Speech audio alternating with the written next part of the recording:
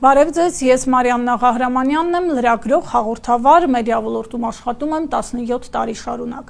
Այս փոքրիկ տեսանյութով ձեզ կպատմեմ ինձ համար չափազանց կարևոր որոշման մասին։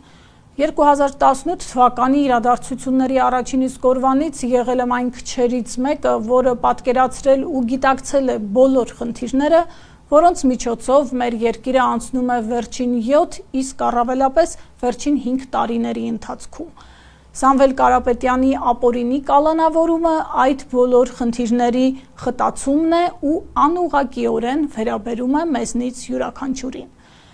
Ազգային բարերարը կալանքի տակ է մեկ բանի համար, որովհետև չի լռել ու խոսել է հայի ինքնության պահպանման ամենակարևոր ինստիտուտի հայ առաքելական եկեղեցու պաշտպանության մասին։